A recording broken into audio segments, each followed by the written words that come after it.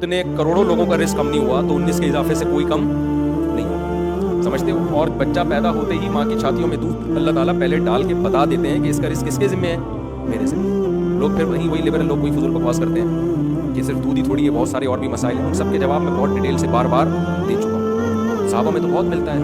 حضرت خالد بن ولید کے 40 بچے تھے, سمجھتے ہو نا. حضرت انس بن مالک رضی اللہ تعالیٰ عنہ کو نبی نے دعا دی تھی کہ اللہ اس کے عمر میں بھی برکت دے, اس کی اولاد میں بھی.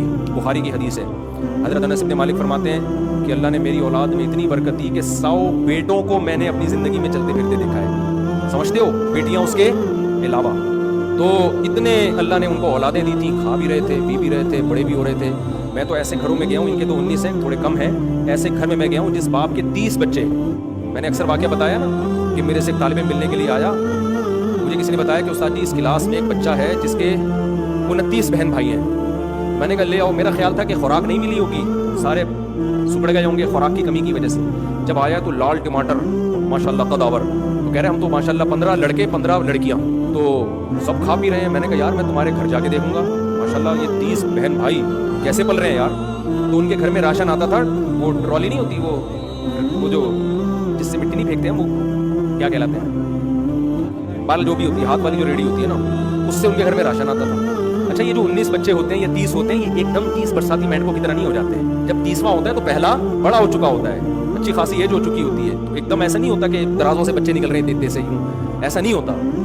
تو سارے تو پھر ان کے گھر پیسہ بھی بہت. میں نے کہا اچھا اصل میں اتنا پیسہ ہے نا تبھی یہ 30 بچے ہیں. انہوں نے کہا نہیں استاد جی, مجھے استاد جی کہتے تھے نا, ایسا نہیں ہے, بچے پہلے ہوئے ہیں, پیسہ بعد میں آیا. میں نے کہا ایکچولی ذرا بتا دینا تاکہ میں لوگوں کو بتاؤں گا 30 بچوں کے بعد پیسہ کیسے آتا ہے. انہوں نے کہا ہوا یہ ہے کہ ہمارے ابا کی ایک چھوٹی سی شاپ تھی. بچے جو بیٹا جیسے ہی بڑا ہوتا گیا نا, ابا نے شاپ میں دکان میں اس کو اپنے ساتھ بٹھایا. بیٹیاں نہیں کماتی, بیٹیاں گھر میں بیٹھتی ہیں. بیٹے جیسے بڑے ہوتے گئے ابا کے ساتھ کاروبار میں شریک ہوتے ہوتے ہمارا بزنس دبئی تک پھیل گیا ہے. سمجھ میں, اولاد زیادہ ہونے سے رسک کم نہیں ہوتا. رسک کیونکہ بچہ 2 پیٹ بھرنے کی طاقت ہوتی ہے. تو انہوں نے کہا جیسے جیسے بڑے ہوتے گئے گھر میں آمدن بولو آتی گئی.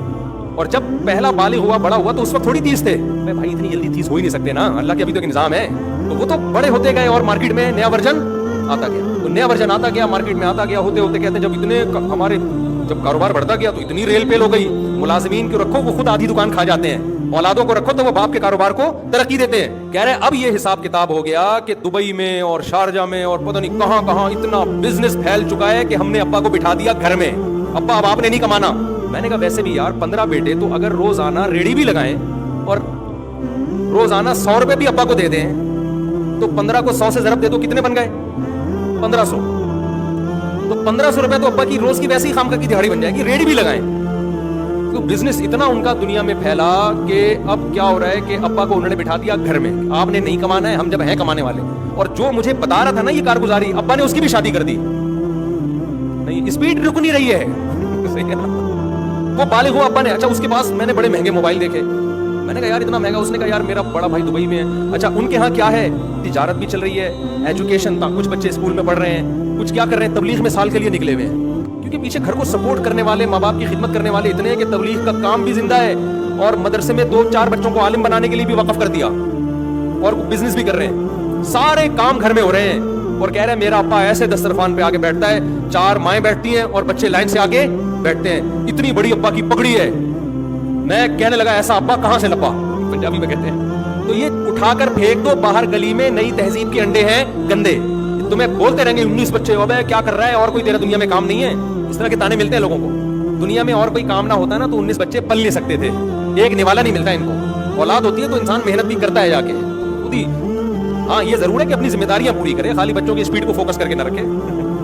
جب آپ گاڑی چلا رہے ہوتے ہو ایکسیلیٹر پہ فل جب پاؤں ہوتا ہے تو پھر اسپیڈ بریکر بھی دیکھتے ہو, سگنل بھی دیکھتے ہو کہ کہاں سے ٹرن مارنا ہے, رکشے والا نہ آ جائے. پھر یہی نہیں ہوتا کہ اسپیڈ پہ پاؤں رکھ کے بچہ چلا جا رہا ہے, پھر تو کھائی میں جا کے گرے گا. تو بچوں کی اسپیڈ بھی خاندانی ہونی چاہیے, اور پھر ان بچوں کی تربیت کے لیے محنت بھی کیا ہونی چاہیے, خاندانی. ان کی کھلانے کے لیے فکر بھی کیا ہونی چاہیے, خاندانی. یہ دونوں کام ساتھ ساتھ چلو, اور پھر اللہ توفیق بھی دے دیتا ہے. ایک آدھ بچے والے کو اکثر توفیقیں بھی نہیں مل رہی ہوتی.